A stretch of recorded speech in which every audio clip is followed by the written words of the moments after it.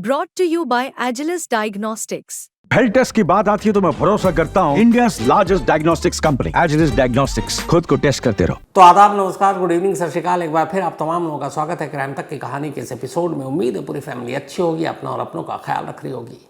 पिछले कई दिनों से लगातार एक बार फिर आप जितने भी न्यूज़ चैनल देखें, अखबार देखें, वही सुर्खियाँ।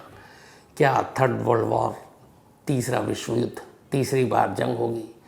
क्योंकि ईरान और इजराइल एक दूसरे के आमने सामने हैं। शुरुआत लेबनान से हुई, हिजबुल्लाह के अलग अलग इलाकों से जो गढ़ हैं उनके, उसके बाद हिजबुल्लाह चीफ हसन नसरल्लाह की मौत, फिर इजराइल का लेबनान की सरहद पर ज़मीनी जंग, एयर स्ट्राइक, ये सारी चीज़ें। और उधर फिर पलट कर ईरान ने 200 के करीब मिसाइल दाग दी।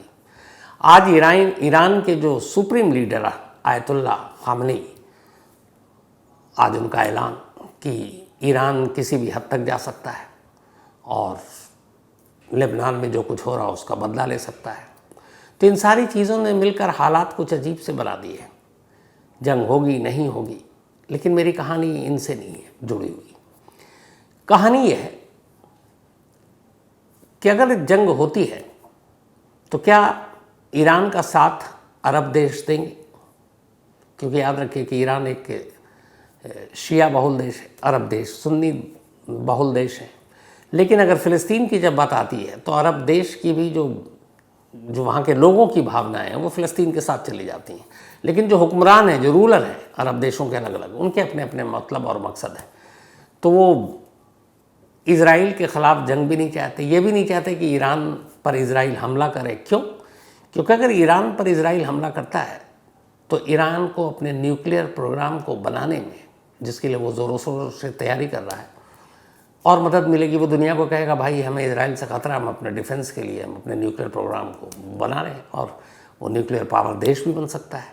और अरब देश नहीं चाहते कि खुद ईरान न्यूक्लियर पावर बने, क्योंकि उस इलाके में पावर सेंटर जो है वो फिर इधर उधर हो जाएगा। सोचिए कि अगर अरब देशों के अंदर ईरान उधर न्यूक्लियर पावर बन गया तो खुद सऊदी अरब ये सब नहीं चाहेंगे कि कभी ऐसा हो, क्योंकि फिर ईरान में न्यूक्लियर पावर होगा, उसके बाद ये लोग डरेंगे। तो बड़ी अजीब सी राजनीति और पॉलिटिक्स है इन सारी चीज़ों में। लेकिन खैर, सवाल ये है कि अचानक 17 सितंबर से ये लेबनान का पूरा जो है सब कुछ इजराइल ने जो किया, वो लेबनान कहाँ से आ गई तस्वीर में? लेबनान कहाँ से आया?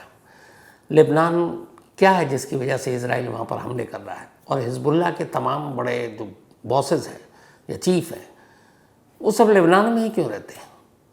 तो लेबनान का इन सारी कहानियों से क्या लेना देना? लेबनान है क्या? कौन सा देश है? कौन से लोग वहाँ रहते हैं? कितनी आबादी है? कितना बड़ा है? और इन चक्करों में लेबनान कहाँ से पड़ा?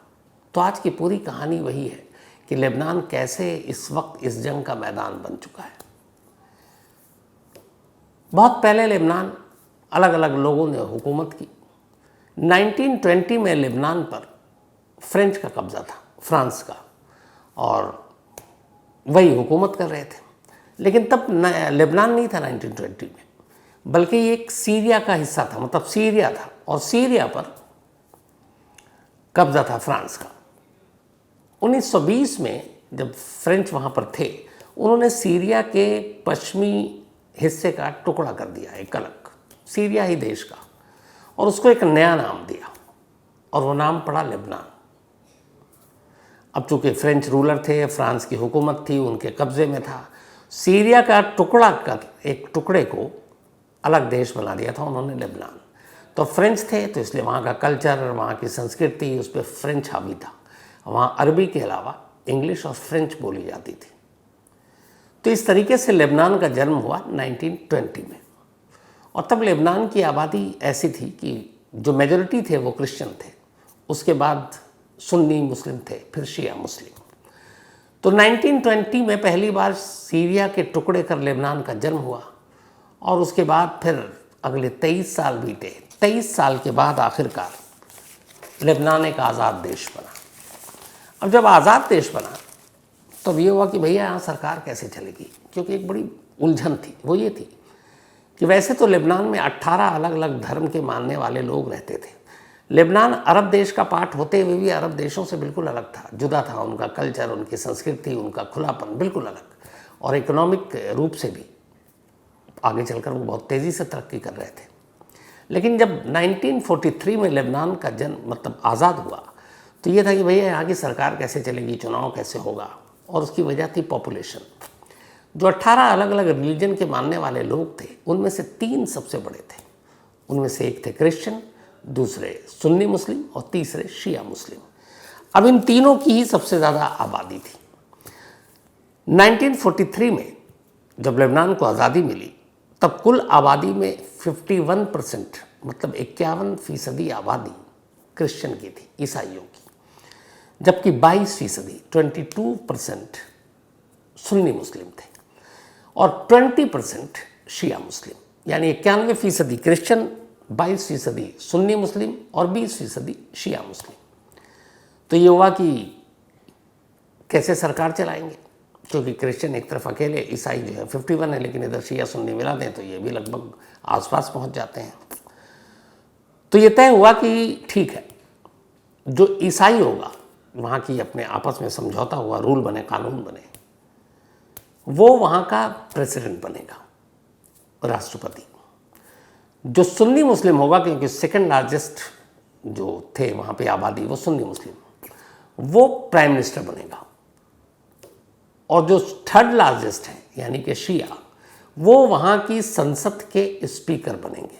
ये 3 पोस्ट 3 रिलीजन को अलग अलग बांट दी, और जो बाकी 18 रिलीजन थे उनके लोगों को भी, कि चाहे वो पॉलिटिक्स में हो या फिर सिविल सर्विसेज में हो या फिर आर्मी में यानी कि वहाँ की सेना में हो, उनमें उन सब की भागीदारी होगी। लेकिन मेजॉरिटी जो थी वो ये थी कि प्रेसिडेंट लेबनान का होगा क्रिश्चियन, मुस्लिम होगा प्राइम मिनिस्टर सुन्नी, और शिया जो होंगे वो होंगे वहाँ के संसद के स्पीकर। लेबनान की पार्लियामेंट में कुल 128 सीट्स हैं। तो इस तरीके से ये सत्ता बटा और सत्ता चलने लगा। धीरे धीरे अब लेबनान में ये था कि अरब देश होते हुए भी वहाँ पे बीच पर औरतों को, लड़कियों को बिकनी पहनकर जाने की इजाज़त थी। लेबनान ने एक नया रूल बनाया था कि यहाँ पे जो बैंक में पैसे डालेगा, इन्वेस्ट करेगा, उसके बैंक खाताधारी का जो है उसकी डिटेल नहीं देंगे, हम आम नहीं करेंगे, जैसे स्विट्ज़रलैंड में था। तो बहुत सारे बाहर से लोग आने लगे, अपने पैसे वहाँ के बैंक में डालने लगे, क्योंकि हमारी इन्फॉर्मेशन तो जाएगी नहीं। धीरे धीरे टूरिज़्म हब भी बनता गया, बहुत सारी मल्टीनेशनल कंपनियाँ वहाँ पहुँचने लगीं इन्हीं सारी चीज़ों की वजह से। और देखते ही देखते लेबनान की जीडीपी भागने लगी, और लेबनान एक दौर में मिडिल ईस्ट का स्विट्ज़रलैंड कहलाने लगा। मतलब इतनी तरक्की भी हो रही है, और बैरूत लोगों के, टूरिस्ट का एक बहुत बड़ा स्पॉट बन गया था। तो लेबनान तरक्की कर रहा था, उनकी आर्थिक हालत दिन ब दिन अच्छी होती जा रही थी, सब कुछ ठीक चल रहा था। लेकिन फिर धीरे धीरे 60 के बाद ही चीज़ें बदलनी शुरू हुई। इधर 43 में लेबनान आज़ाद हुआ, उधर 48 में इजराइल देश का जन्म हो गया और फ़िलिस्तीन बना, जिसकी कहानी आपको डिटेल में सुना चुका हूँ। अब इजराइल और फ़िलिस्तीनियों के बीच लगातार लड़ाई चल रही है। उधर सीरिया में भी सिविल वॉर, गृह युद्ध चल रहा है। इधर लेबनान के लोग खुश हैं, सब अपना ठीक ठाक रह रहे हैं, ज़िंदगी गुजार रहे हैं। लेकिन धीरे धीरे 3 ऐसी चीज़ हुई जिससे लेबनान में भी हालात बिगड़ने लगे। पहली चीज़ ये हुई कि लेबनान के अब शिया मुस्लिम और सुन्नी मुस्लिम को लगा कि लेबनान तरक्की तो कर रहा है आर्थिक रूप से, लेकिन जितने फ़ायदे ईसाइयों को हो रहे हैं उतने मुस्लिम को नहीं हो रहे, वो पिछड़ रहे हैं। दूसरी चीज़ ये हुई कि जब इजराइल और फ़िलिस्तीन में लड़ाई चल रही थी तो बहुत सारे फ़िलिस्तीनी रिफ्यूजी, उनका सबसे बड़ा गढ़ बन गया लेबनान। और उसकी वजह ये थी कि लेबनान ने फ़िलिस्तीनियों के लिए हमदर्दी दिखाई। उन्होंने कहा कोई बात नहीं, इनको आने दो। उनके लिए उन्होंने सॉफ्ट कॉर्नर रखा। तो अब लेबनान में सारे फ़िलिस्तीनी आने लगे। उधर सीरिया में गृह युद्ध चल रहा, तो सीरिया के भी मुस्लिम शरण लेने के लिए लेबनान पहुंचने लगे, और लेबनान सबको का स्वागत कर रहा, वेलकम कर रहा है। अब ये चलता रहा, और इसकी वजह से इधर ये हुआ कि अब लेबनान में मुस्लिम आबादी बढ़ती गई। जो 1943 में 51% क्रिश्चियन थे, 22% सुन्नी मुस्लिम, 20% शिया। उसके बाद अब ये हो गया कि क्रिश्चियन की आबादी घटती गई, मुसलमानों की आबादी बढ़ती गई, और अब उसके बाद क्रिश्चियन भी नाराज़ होने लगे कि इधर पॉपुलेशन बढ़ रहा है, ये लोग शरण देते जा रहे हैं। तीसरी चीज़ ये हुई कि जब शरण देने लगे तो बहुत सारे जो फ़िलिस्तीन के फाइटर थे वो भी पहुंच गए यहाँ पर लेबनान, और इसी में से एक यासिर अरफात के दौर की द फ़िलिस्तीनी लिबरेशन जो PLO ऑर्गेनाइजेशन, तो उनके भी बहुत सारे लोग, और वहीं पे उन्होंने फिर लेबनान में भी अपना एक वो बना लिया, एक संगठन PLO करके, फ़िलिस्तीनी लिबरेशन ऑर्गेनाइजेशन। तो अब लेबनान में रहने लगे, और जब भी लेबनान से ही फ़िलिस्तीन और इजराइल में जो लड़ाई होती है उधर से भेजा जाता। इधर बहुत सारे शिया भी पहुंच गए थे, तो ईरान उन शियाओं को देखते हुए, क्योंकि ईरान शिया का सबसे बड़ा देश है दुनिया में, उनकी मदद करने लगा। तो अब धीरे धीरे क्या हुआ कि इधर आबादी बढ़ी, उधर करीब ईसाइयों की आबादी कम होती गई, मुसलमानों की बढ़ती गई। जो मुस्लिम थे शिया और सुन्नी, उन्हें लगा कि सबसे ज़्यादा फ़ायदा तो क्रिश्चियन को हो रहा है, तो अब वो सत्ता में और ज़्यादा भागीदारी की मांग करने लगे। और इधर जो फ़िलिस्तीन और सीरिया से शरणार्थी आए, उसकी वजह से भी हालात बदलने लगे। अब लेबनान एक शांत देश, अब वहाँ पर एक साथ कई फ्रंट पर लड़ाइयाँ होने लगी, और एक तरह से एक सिविल वॉर छिड़ गया, एक गृह युद्ध। जब फ़िलिस्तीन हमला करता इजराइल पर, तो फ़िलिस्तीनियों को भी पता चल गया था, और इजराइल को भी, कि लेबनान से ये सब कुछ हो रहा, लेबनान की सरजमीन से। तब इजराइल ने लेबनान को निशाना बनाना शुरू किया। ये शुरुआत थी। अब गृह युद्ध चला। गृह युद्ध चलते चलते कहते हैं कि इस गृह युद्ध में करीब 1 लाख लोग मारे गए, 2 लाख से ज़्यादा घायल हुए, और अलग अलग बहुत सारे गुट बन गए थे। कुछ सीरिया के गुट जो सीरिया में लड़ाई लड़ रहे थे वहाँ की सरकार को उखाड़ फेंकने के लिए, इधर फ़िलिस्तीन के लिए जो लड़ाई लड़ रहे थे, ये सब लेकिन पहुँच गए थे अब लेबनान। अब लेबनान में एक साथ इन सारे गुटों में लड़ाई चल रही है। अब लेबनान में सिविल वॉर शुरू हो गया। ईसाइयों से ज़्यादा मतलब कि पावर जो है वो लेने के लिए, सिस्टम बदलने के लिए कि अब ईसाई ही सिर्फ प्रेसिडेंट नहीं होगा, तो वो सारी चीज़ें जो होने लगी उसकी वजह से हालात बिगड़ने लगे। जंग शुरू हो गई, मारकाट शुरू हो गई। उधर इजराइल भी हमले कर रहा है PLO के लोगों पर। तो इन सारी चीज़ों में लेबनान की अब बर्बादी शुरू हुई। 1990 तक आते आते गृह युद्ध बहुत बुरी तरह से था। फिर बाद में अरब देश कूदे, सऊदी अरब ने इसमें अगुवाई की, और फिर एक समझौता हुआ। एक दौर तो ऐसा था कि वहाँ पे क्रिश्चियन और मुस्लिम में ऐसी लड़ाई हुई कि एक साथ जो बैरूत है उस पर 2 सरकारें थीं। एक प्रेसिडेंट हाउस से सरकार चला रहे थे, और एक प्राइम मिनिस्टर हाउस से, और दोनों की अलग अलग सरकारें। तो लेकिन फिर उन सारी चीज़ों पे समझौता हुआ, और गृह युद्ध जब ख़त्म हुआ, इजराइल ने भी हमला किया, तो धीरे धीरे जितने भी संगठन थे अलग अलग, वो सारे ख़त्म हो गए। अब लेबनान वापस शांति के रास्ते पर आया। गृह युद्ध ख़त्म, सिविल वॉर 1990 के आसपास आते आते, और सारे जो विरोधी गुट थे उन सब का भी खात्मा हो गया। फिर से चुनाव हुआ, और वही अपना चुनाव के साथ सरकारें चलने लगी। बस एक चीज़ नहीं हुआ, और वो था सारे संगठन तो ख़त्म हो गए, हिजबुल्लाह ख़त्म नहीं हुआ। हिजबुल्लाह ने अपनी जड़ें वहाँ जमा कर रखी। अब उसके बाद आहिस्ता आहिस्ता ये हुआ कि हिजबुल्लाह में ज़्यादातर जो लड़ाके थे वो उस वक्त शिया थे, लेबनान के शिया गुट के। तो ईरान उनकी अब मदद करने लगा, क्योंकि ईरान भी एक शिया बहुल देश है। पूरी दुनिया में सबसे ज़्यादा शिया ईरान में ही रहते हैं, और बाकी आप अरब देशों की बात करें तो वहाँ सुन्नी मुस्लिम रहते हैं। तो अब ईरान मदद करने लगा उनको, सैन्य तौर पर भी, उनको फाइनेंशियली भी, और उनको खड़ा करने लगा फ़िलिस्तीन में इजराइल के ख़िलाफ़ लड़ने के लिए।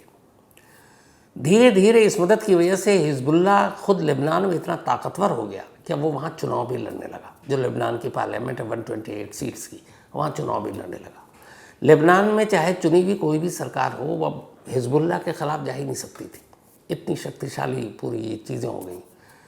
और इत्तफाक से जब ये चुनाव हुआ, बैरूत के एक हिस्से पर अब हिजबुल्लाह का कब्ज़ा था। तो कायदे से अगर देखें तो बैरूत के 2 टुकड़े हो गए।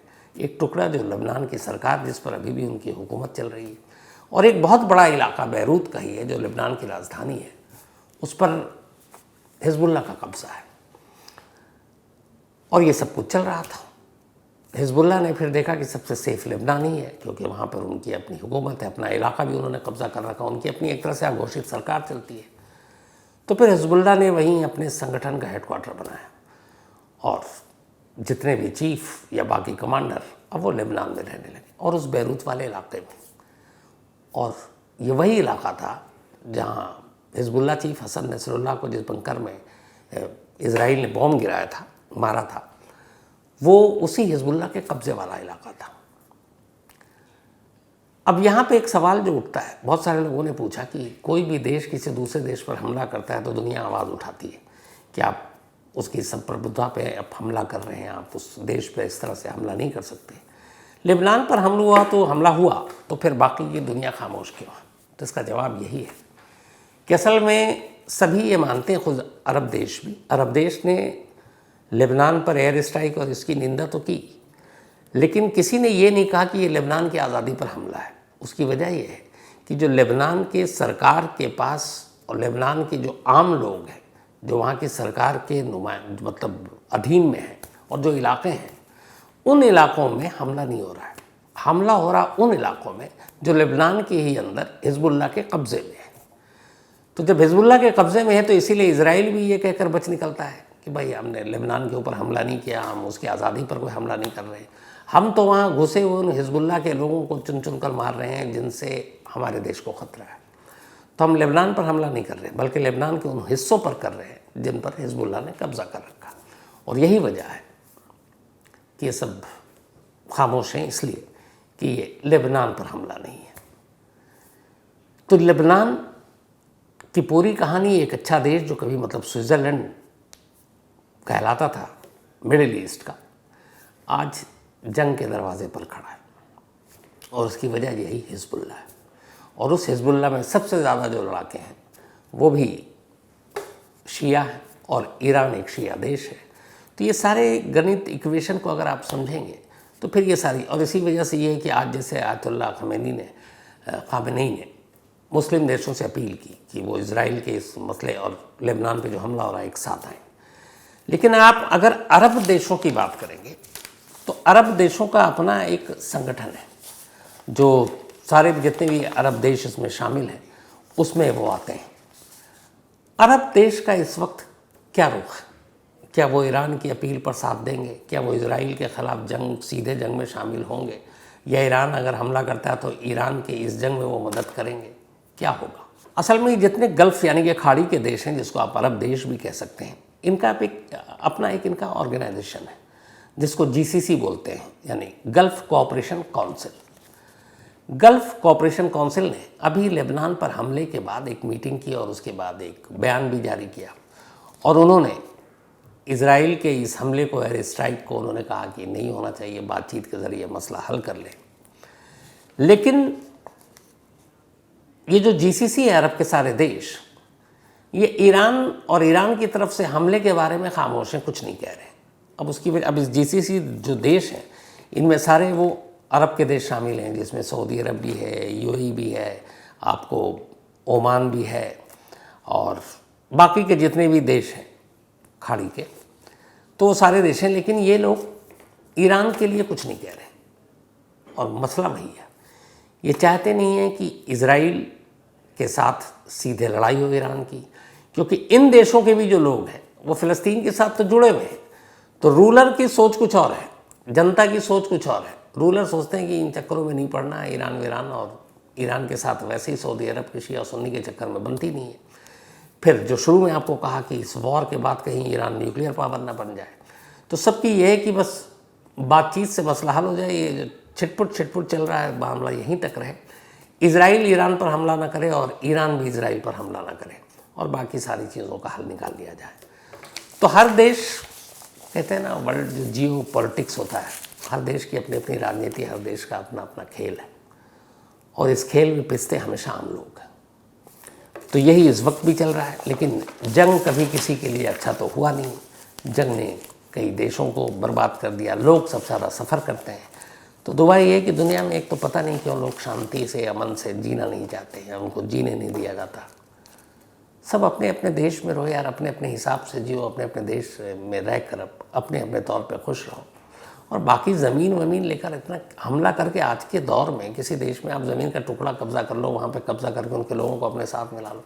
हर देश की तो अपनी ही वैसी प्रॉब्लम है, इतनी सरदर्दी है, गरीबी है, भुखमरी है, बेरोज़गारी है, और लोगों को लेकर फिर उनका क्या कल्याण कर पाओगे? बट पावर, ताकत, अहंकार, ये चीज़ें कभी जाती नहीं हैं और उन्हीं का नतीजा है ये सब।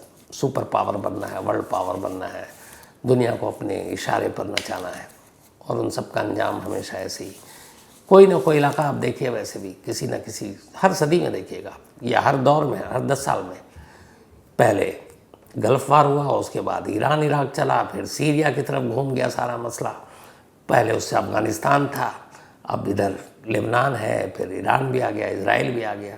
ये सब ख़त्म होगा तो देखिएगा कोई और रीजन चुन लिया जाएगा।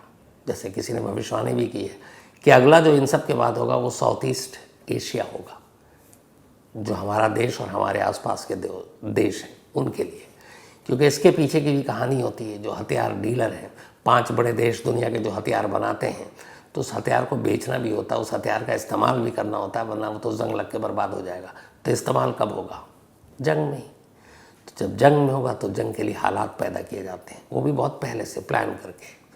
तो यही कहा जा रहा है कि अगला साउथ ईस्ट एशिया है, जिसमें हम भी आते हैं, पाकिस्तान भी आता है, बांग्लादेश भी आता है, अफगानिस्तान भी आता है, श्रीलंका भी आता है, चीन वीन, बाकी पता नहीं कितने देश हैं। तो खैर, कहानी आज की ख़त्म करूँ उससे पहले वही अपना सिलसिला। आज शीशमा कुशवाहा, इनका जन्मदिन है, हैप्पी बर्थडे शीशमा जी। और ये अमित साहू जी की पत्नी है। इसके अलावा कुलविंदर, इनका भी आज बर्थडे है, हैप्पी बर्थडे कुलविंदर। भेजा है ये राजू ने। रुबीना शेख, इनका भी आज बर्थडे है, हैप्पी बर्थडे रुबीना। और भेजा है अंजुम ने। साथ ही संतोख सिंह, इनका भी आज बर्थडे है, हैप्पी बर्थडे संतोख जी। भेजा है अमृतपाल जी ने। इसके अलावा राजू, इनका भी आज जन्मदिन है, तो हैप्पी बर्थडे राजू। और भेजा है अनिल और सुनील कुमार ने। साथ ही डॉक्टर अनिल यादव, इन्होंने कहानी की फरमाइश की है। Vishant Bhardwaj, thank you so much, ये दोहा से हैं और एक कहानी की फरमाइश की है। और Shashi Das, thank you so much Shashi ji. तो कहानी में आज इतना ही है। अब आपसे मुलाकात होगी कल रात 9 बजे किसी नई कहानी के साथ। तब तक अपना और अपनों का ख्याल रखिएगा। Thank you very much.